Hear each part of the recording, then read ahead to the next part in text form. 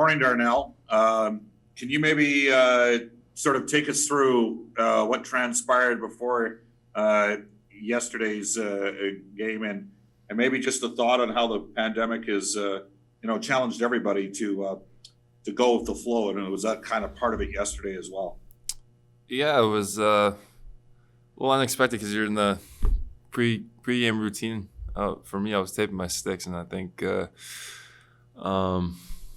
Harry came in and told us that the game wasn't on, and I think it was that Harry's a pretty funny guy, so we thought he was kind of joking at first, and then came to find out the game was actually canceled. So it was obviously a different experience, something we haven't experienced in this North Division. But I mean, that's the world today. That's the world during this pandemic. You have to be flexible. You have to roll with the punches, and can't let that derail what we have going on here. You just gotta roll with it, and now we have a couple of days to get some rest and our legs under us, and you just gotta make the most of the time.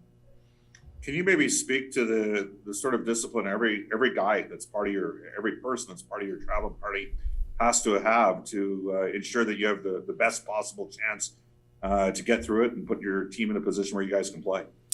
Yeah, obviously there's a lot of trust that goes on from person to person, within the team, management, coaching staff, to media, everyone that travels with us.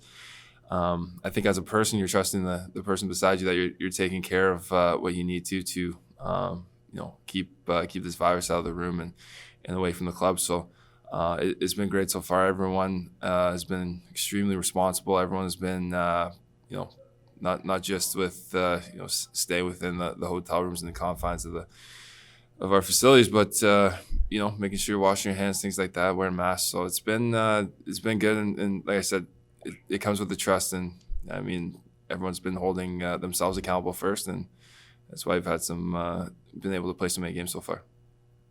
Rob Kichkowski, Post Media.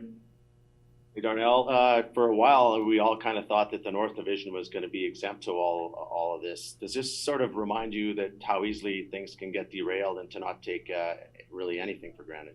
Yeah, you can't take anything for granted. I think that's how this world is right now. Just because we haven't had to deal with it here in the North doesn't mean that we're immune to it all. So it's a good reminder that what we need to do to keep this thing rolling, and how important all the details in the day-to-day, and the people putting in the time to keep everyone safe, how important it is to maintain those guidelines and maintain that focus on keeping this thing going. I think, like I said, we've been doing a good job as a team, and we need to continue to do that. And I think that the division as a whole has been doing a great job. So can't let one thing derail it.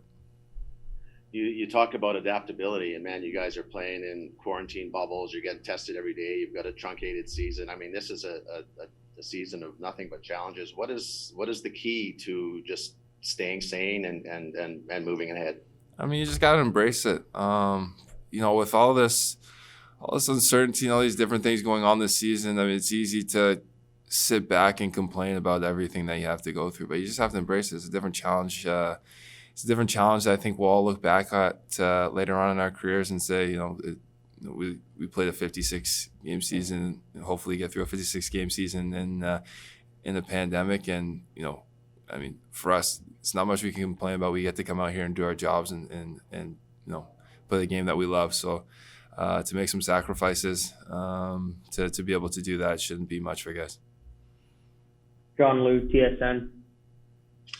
Hi, Darnell. If by game time tomorrow all PCR tests from the Canadians come back negative, would that be sufficient reassurance for you to go ahead and play the game on Wednesday?